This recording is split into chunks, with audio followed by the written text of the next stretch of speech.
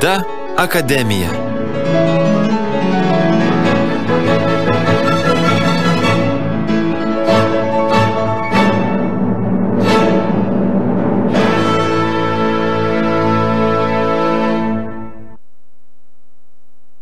Sveiki, gerbėmieji klausytojai.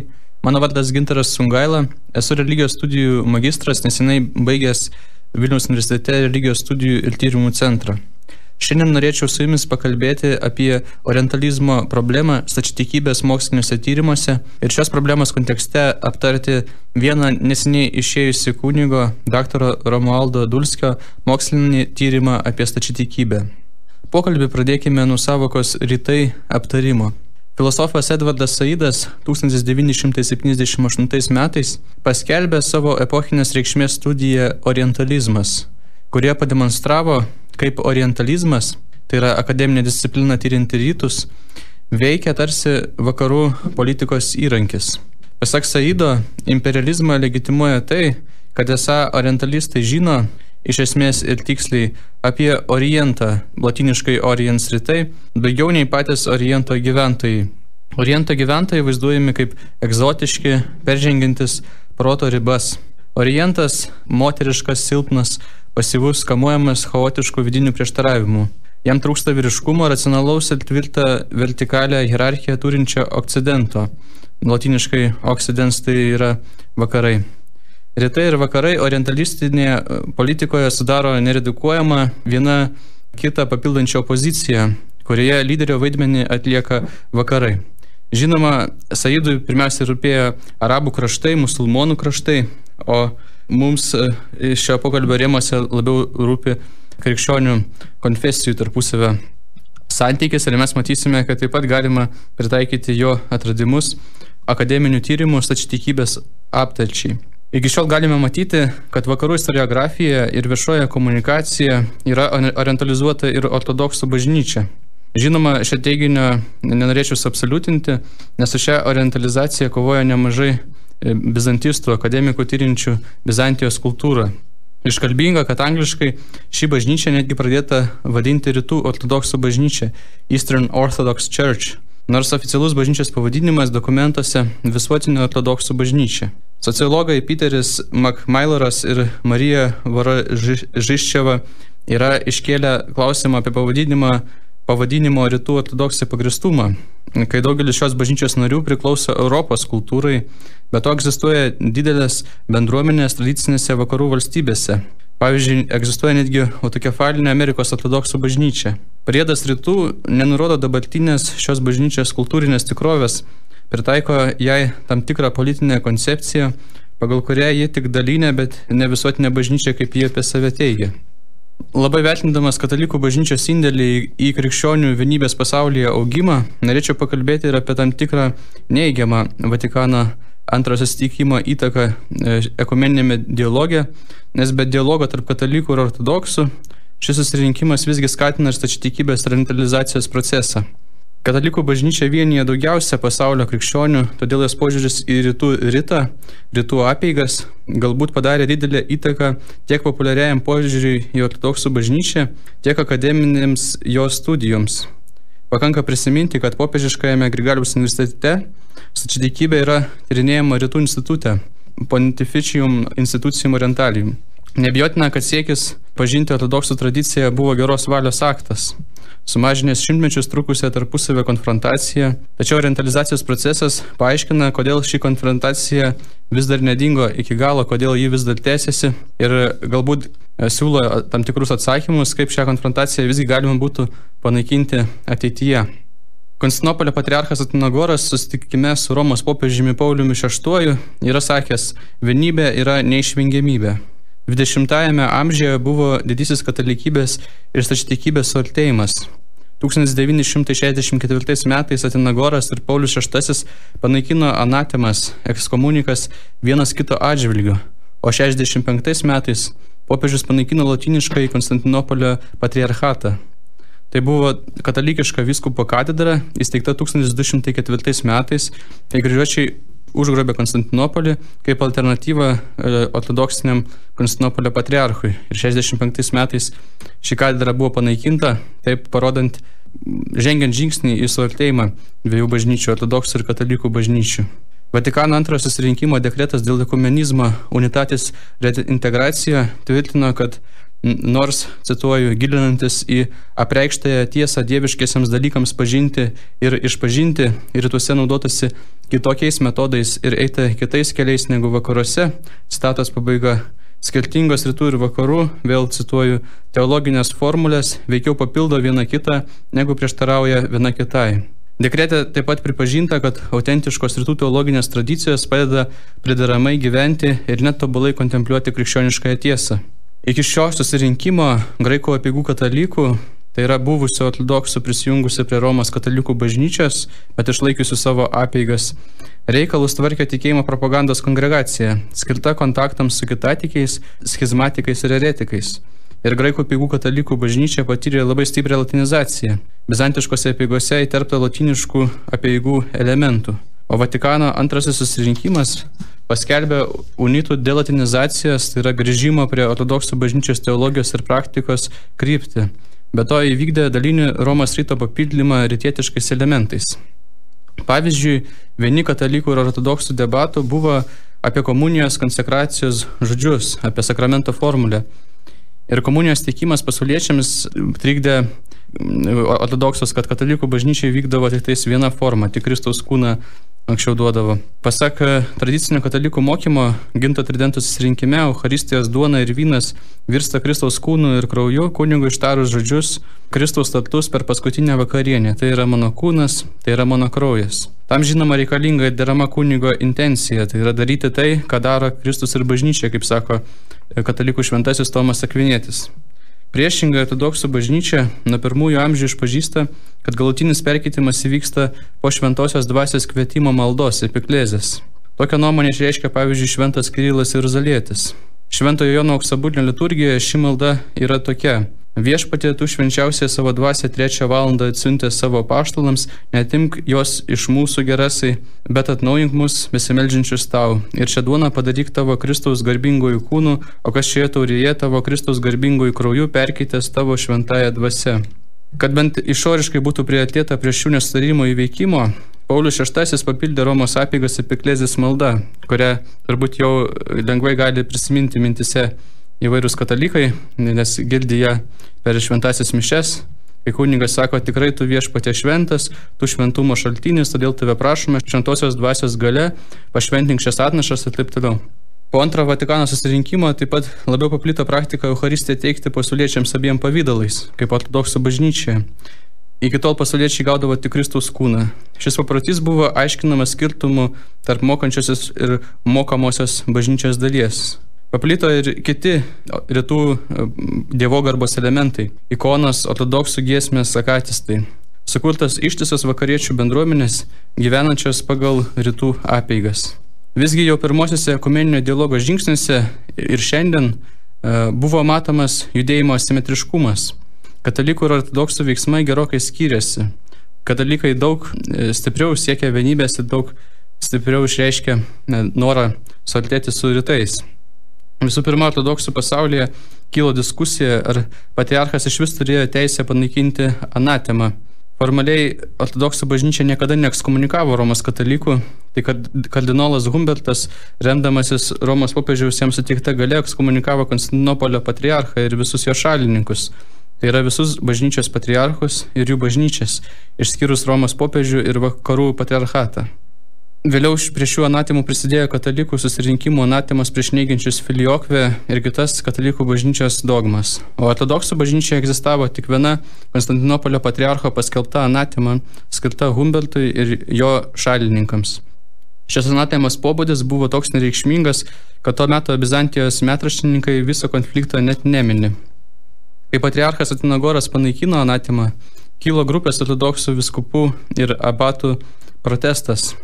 Jie teigia, kad katalikų bažnyčios mokymo ortodoksiškumo įvertinimas turėtų būti visos bažnyčios reikalas, ne tik patriarcho ir jo sinodo, o toks viešas aktas, kurį atliko patriarchas Atinagoras, esą pasauliui siunčia neteisingą žinią.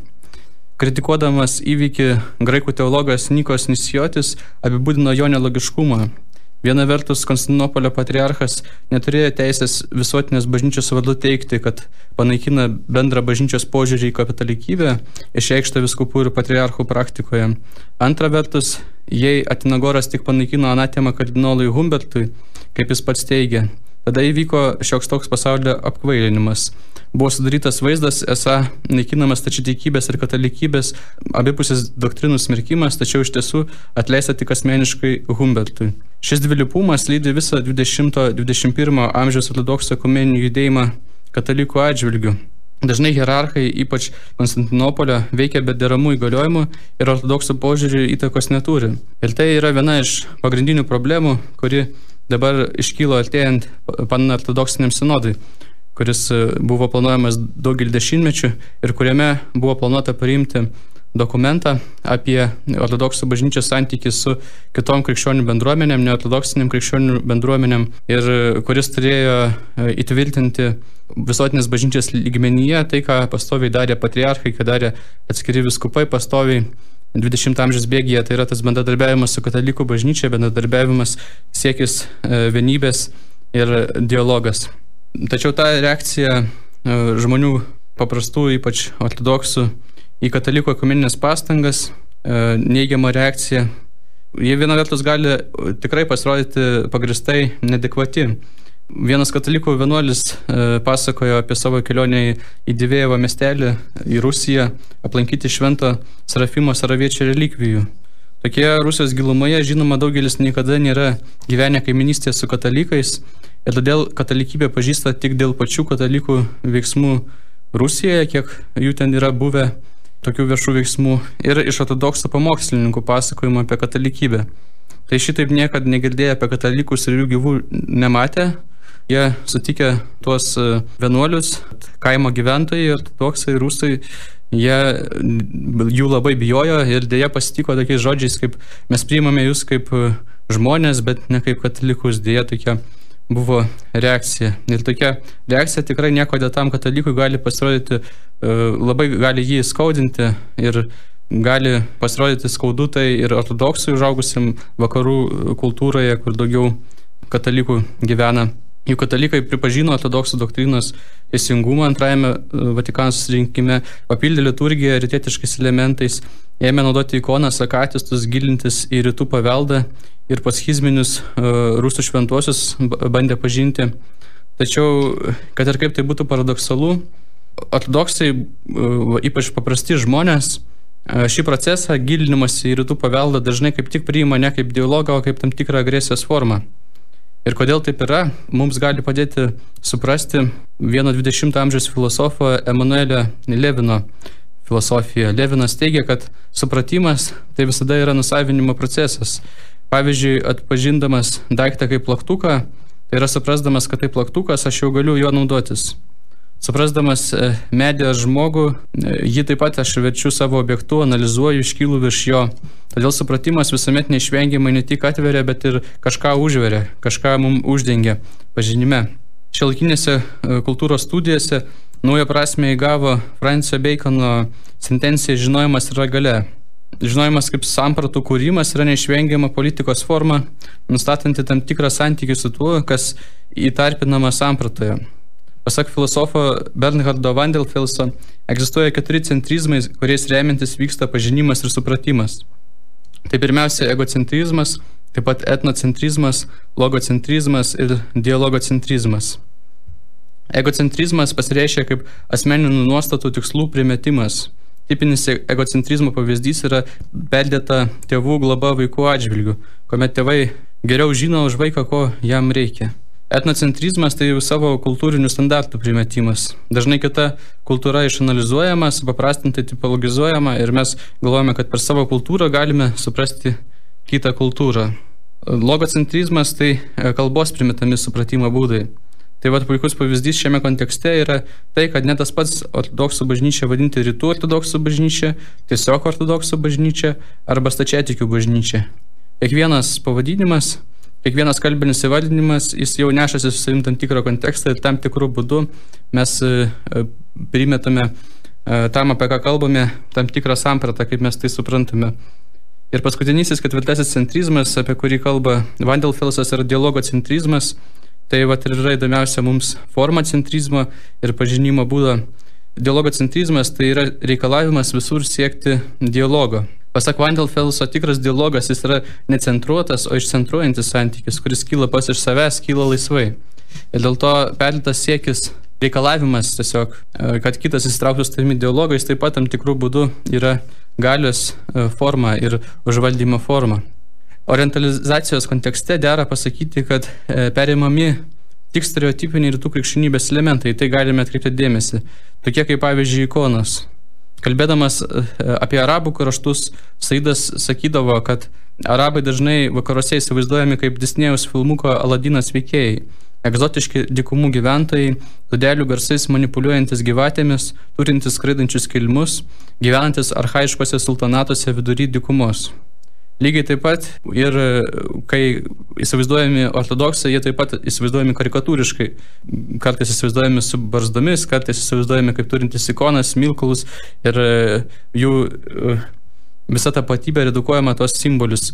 Ir simboliai jie padeda tarsi užgesinti tam tikrus nesutarimus ir prieštaravimus. Tarsi į tos simbolius suvedama visa ortodoksų tapatybė. Toks supratimas užveria tikrai kitatikių ir katalikų bendrumo, nes redukuoja kitoniškumą į pačius nepavojingiausius elementus. Ortodoksai niekada ekumeninėme dialoge nekėlė ikonų, akatistų ar kitų elementų naudojimo katalikų liturgijoje problemas ir niekada nereikalavo, kad šie elementai būtų naudojami. Priešingai, vienintelis liturginis intarpas, kurio panaikinimo dialoge reikalavo ortodoksai, tai buvo tas intarpas įtikėjimo išpažinimo filiokvė, teiginys, kad šventoji dvasia kyla ne tik iš tėvo, bet ir iš sūnaus. Ir kuris sudaro didžiausią skirtumą, šis teiginys sudaro didžiausią skirtumą ir jis vis tiek yra paliktas. Tokiu būdu kitas tarsi bandomas neutralizuoti per tus pašalinius dalykus, kurie nėra esminiai, atmetant jo pretenzijas į realų nepritarimą ir išstumiant nesutarimus į nesupratimo arba nesusipratimo sritį.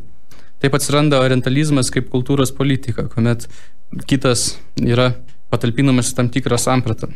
O Romos katalikų bažnyčia taip pat savo tikintiesiems nurodo tokius labai gražius žodžius susirinkimo Antrojo Vatikano dekrete dėl ekumenizmo unitatis reintegracijoje, kad reikia pažinti atsiskyrusių brolių dvasią. Tam būtinos studijos grįstos tiesa ir geranoriškumo dvasia. Tinkamai parengti katalikai turi geriau pažinti šių brolių mokymą ir istoriją, dvasinį ir liturginį gyvenimą, religinę psichologiją ir kultūrą.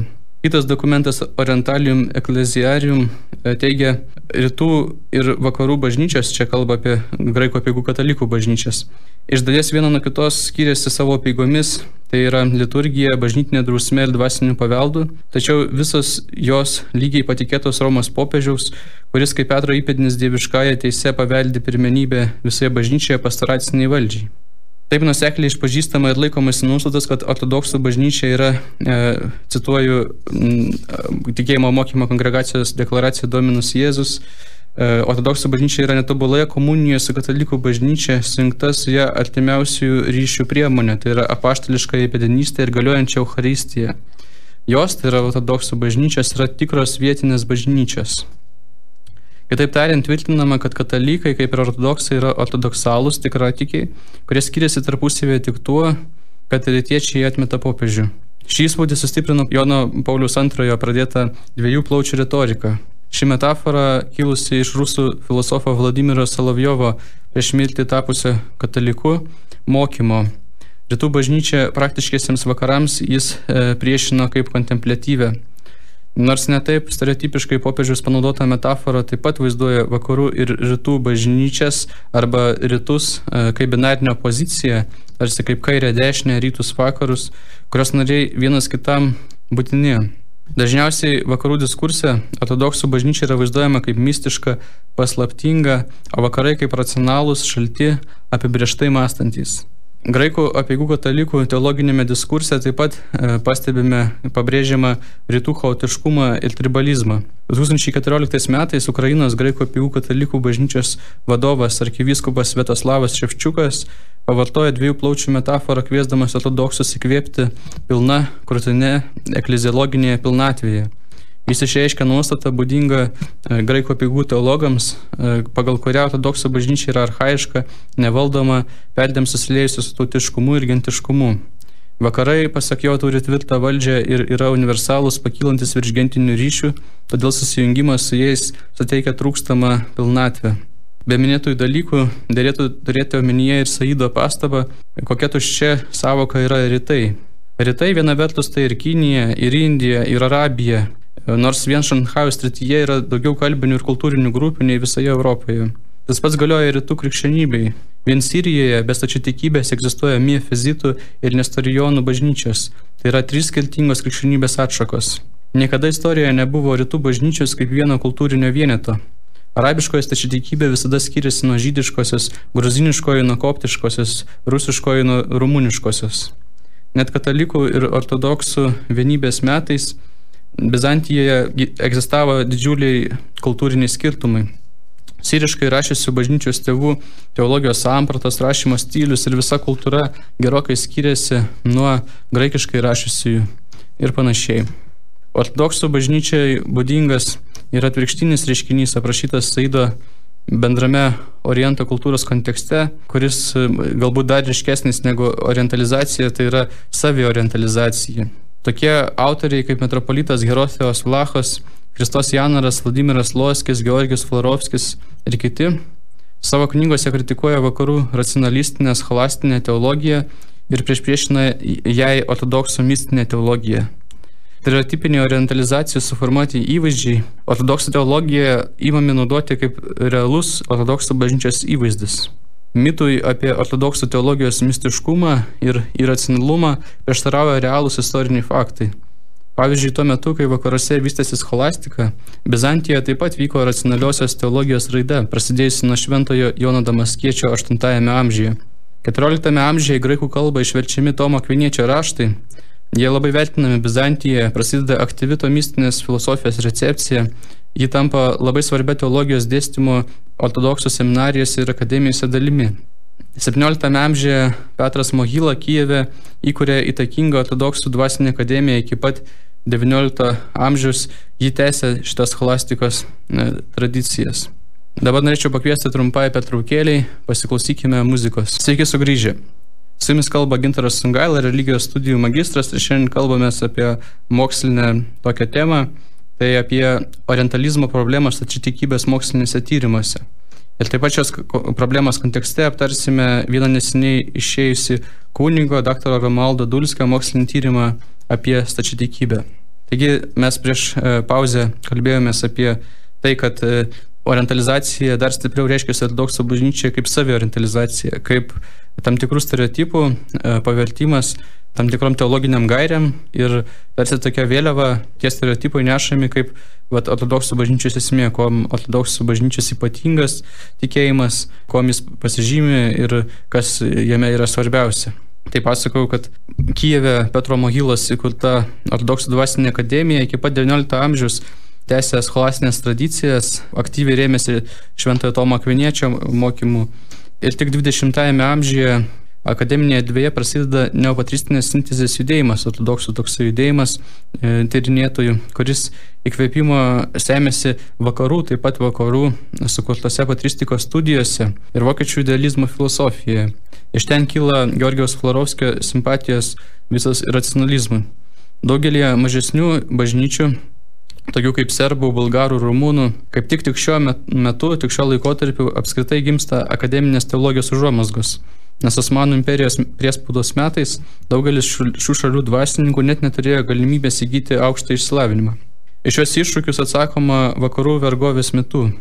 Jo šalininkai teigia, kad žlugus Bizantijos imperijai, kiti, kad į graikų kalbą išvertus Tomą Akvinietį, rytų teologija neva atsidūrė vakarų vergovėje. Ji tarsi buvo ištremta į Babiloną, iš kur grįžo tik 20 amžiuje. Rytų ir vakarų antagonizmui sustiprinti vietinės reikšmės Betlamo, Kalabriečio ir Grigaliaus Palamo konfliktas 14 amžiuje įmumas teologų vaizduoti tarsi kaip epochinės reikšmės konfliktas, kuriame Betlamas tampa tokiu simboliu atstovaujančiu visai racionaliai vakarų tradicijai, su juo filosofas Christos Janaras sieja ne tik scholastiką, bet ir visą vakarų metafizikos istoriją, taip pat ir modernę. O Grigalius Palamas tarsi toksai įkūnytojas mistiškųjų rytų. Iš tiesų, 14 amžiaus Bizantijoje egzistavo labai stipri vietinė aristotelizmo tradicija.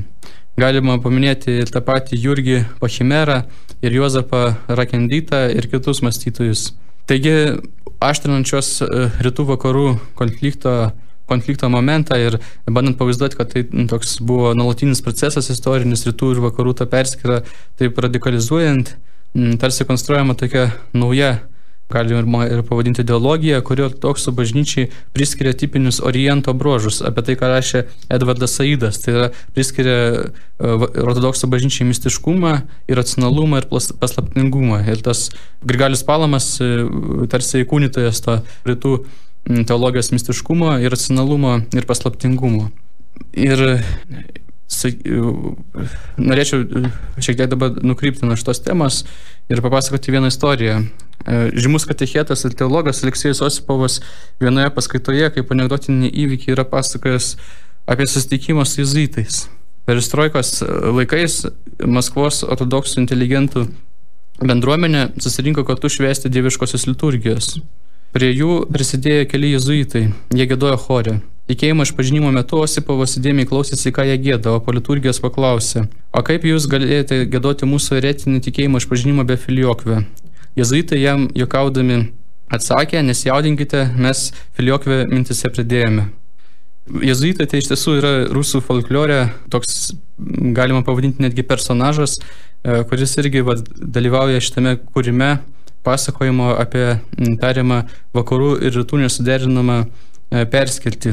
Ir rusai dažnai pasakoja apie jėzuitų intrigas. Rusijoje jėzuitai iš tiesų užsiėmė misiją, jie užsiaugindavo barzdas, jie perimdavo ortodoksų ikonas, kitus vietinius krikščionybės papročius, sakydami, kad rusai gali prisidėti prie katalikybės, išlaikydami savo apeigas, savo teologiją, ir tai tik dar labiau gąsdino ortodoksus. Šiandien panašią taktiką perėmė ir kitos katalikų organizacijos. Vienas Lietuvoje tarnaujantis rusų kilmės ortodoksų kunigas, menkai išmanantis katalikybę, man su siaubu yra pasakojęs: ar tu žinai, kad jie Romoje turi vienuolius, kurie visas apeigas švenčia pagal mūsų tradicijas, tai yra pagal ortodoksų. Jie naudoja ikonas, bažnytinę slavų kalbą ir liturgiją švenčia taip, kaip mes. Gali nustebinti tokia reakcija, kodėl siauba kelia būtent tai, kad yra kažkas taip perimama. Bet būtent tokia reakcija kyla todėl, kad kunigas tasai jaučia esą visa jo religinė savimonė, visas jo santykis su Dievu, tokiu ekumeniniu veiksmu redukuojami vien į tam tikrą išorinę religinę tapatybę, tvirtinant, kad kita dialogo pusė supranta, ką reiškia būti ortodoksu. Kita vertus, katalikas tada tampa toks artimas ir panašus, turbūt dar baisiau dėl to, kad jau vien jis tampa pavojingas kaip ortodokso religinio identiteto tapatybės toksai nusavintojas. Būtent tapatybės nusavinimas tai yra didelė šiuolaikinės religijos problema, kuri dažniausiai sukelia priešingą reakciją, nei norėtų ekumeninio sąjūdžio šalininkai. Ji skatina fundamentalizmą. Čia galėtumėm atsižvelgti į dviejų religijotyrininkų, Martino Marty ir Scotto Appleby tyrimus. Jie fundamentalizmą apibrėžia kaip prieigą arba strategijų visatą, kurio apsiaustyje esantys tikintieji bando išsaugoti savo išskirtinę tautos ar grupės tapatybę. Tai daroma selektyvių praeities mokymų, tikėjimų ir praktikų gaivinimu. Tai žinoma, mes islamo pavyzdį žinome, kai musulmonai jaučiasi esantis apsiaustyje ir tada iškelia tam tikrus islamo stereotipus kaip tokią vėliavą ir bando priešintis vakarų kultūrai. Ir lygiai tą patį mes matome ir čia, kad netgi ta kuriama rusų pasaulio ideologija, ji tarsi supriešina vakarus rytus, iškelia tam tikrus, kaip matėme, Saido apibūdintus orientalizmo elementus kaip savo vėliavą, tarsi, kad tokia ir yra bendruomenė. Ir labai bijo to nusavinimo, labai bijo, kad kai kitas bando juos pažinti, ir labai bijo, kai kitas tampa panašus juos. Jie dar saugiau jaučiasi, kai yra didesnis atstumas nuo to kito. Ir mintis, kurią norėtųsi pabrėžti, visą tai išvardys, yra ta, kad primestas dialogas nėra dialogas. Primestas dialogas net gali galutinai išskirsti kelią tikrajam dialogui. Pavyzdžiui, nemažai ortodoksų fundamentalistų teologų kategoriškai neigia visas katalikų dogmas priimtas po 1054 metų ir visas jų praktikas, kurios skiriasi nuo bizantiškų bažnytinių apeigų, vien todėl, kad tai katalikybė. Vien todėl. Iš jų raštų matosi, kad jie nesupranta nei kas yra indulgencija, nei kas yra švenčiausios mergelės Marijos ėmimas į dangų ar nekaltas prasidėjimas, o tik aklai neigia vardan neigimo dėl savosios tapatybės išsaugojimo. Todėl mūsų laikais, kai gausybė judėjimų pamišė dėl supratimo, dialogo, pravartu atsižvelgti į Emanuelio Levino ir Martino Buberio dialogo filosofiją ir į tą teiginį, kurį jau sakiau, kad tikrasis dialogas tai yra išcentruotas santykis. Buberis rašo, kad dialogas niekada negali būti priverstinis, jis visada laisvas. Svarbiausia dialogo sąlyga taip pat yra abipusiškumas, todėl dialogas neįmanomas be paprasčiausio leidimo būti kitokiam, o galbūt ir panašiam, leidimo būti priešiškam, leidimo būti kitaminčiai. Į dialogą neeinama ir nestumiama, dialogoje atsiveriama. Ir būtent šios dialogo atverties, abiejų pusių atsiverimo vienas kitam ir norėtųsi sulaukti. O dabar norėčiau pereiti prie tos ir kitos temos, kurią norėsiu aptarti šitame kontekste, prie Romualdo Dulskio knygos. Jis neseniai išleido monografiją Ekumeninė krikščionybė, dieviškasis žmogaus pašaukimas rytų krikščionybėje. Šioje knygoje ieškoma atsakymo, kaip rytų krikščionybėje suvokiami vienuolio, senolio, ikonografo ir kvailio dėl Kristaus arba šventpaikščio pašaukimai, analizuojama ikonos teologija, mokymas apie teozę. Žmogaus pašaukimas tapti Dievu, Dievo atvaizdu teozė yra. Autorius demonstruoja įspūdingą apsiskaitimą, remiasi gausiais ortodoksų šaltiniais. Knygą sudaro 3 dalys – dieviškoji žmogaus tapatybė, krikščioniškojo pašaukimo gelmės ir perkeičianti šventosios dvasios malonę. Pirmoje dalyje pasakojama apie bendrą krikščioniškojo pašaukimo sampratą ortodoksų bažnyčioje ir apie ikonografo pašaukimą. Antrojoje apie vienuolystės, senolystės arba, kaip rašo autorius, senuolystės ir Kristaus kvailelio šventpaikščio pašaukimus. Trečioji kalba apie ekleziologinį pašaukimo teologijos matmenį. Ortodoksų bažnyčia moko, kad kiekvienas žmogus yra pašauktas sudievinimui.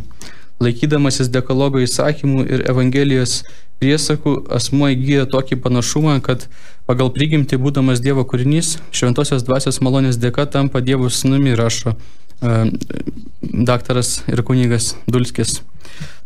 Tam reikia nusigręžti nuo nuodėmės, atsižadėti pasaulietiškumo ir pakelti savo mintis Dievop. Todėl visas ortodoksų dvasingumas yra persmelktas vienuoliškumu. Dulskis taip pat cituoja kunigo Sergijaus Bulgakovo žodžius skirtus pasauliečiams. Citata: savo širdyje kiekvienas turi būti vienuolis ar asketas, citatos pabaiga. Ortodoksų tradicijoje visi tikintieji bando gauti vienuolių dvasinių patarimų, išmokti iš jų melstis. Malda ir dvasinė pagalba pagrindinė vienuolių ir senų asketų, senuolių dovana pasauliečiams. Ikonografija taip pat atspindi norą pasitraukti iš šio pasaulio dievop. Joje vaizduojama perkeista dieviškosios šviesos visą dieviškų žvilgsnių. Vietoj to, kad naudotų realistinį vaizdavimą ir matematinę perspektyvą, figūros vaizduoja vadovaudomėsi kanonais, naudodami atvirkštinę perspektyvą. Taip sudaromas vaizdas, kad ne tu žvelgi į paveikslą, bet paveikslas žvelgia į tave. Ikona tai tarsi langas į aukštesnę, tikresnę tikrovę, nei tą, kurią paprastai mato žmogus. Kaip būtų paradoksalu ir kvailumas dėl Kristaus atsiskleidžia kaip tos pačios nuostatos stieptis Dievo išraiška. Kaip ir vienuolis, šventpaikštis prisima baltąją kankinystę. Tai yra savo norų išsižada pasaulio ir dėl to patiria kančias. Tik skirtingai nei vienuolis, jis niekur nesišalina, o lieka mieste.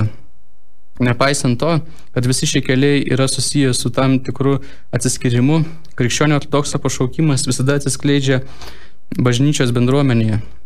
Ortodoksų teologai skiria istorinę, tamsią ir piktinančią bažnyčią nuo dvasinės tikėjimo bažnyčios, kuri yra šventa ir nekintanti. Bažnyčia tai šventosios dvasios laidas žmonijos istorijoje.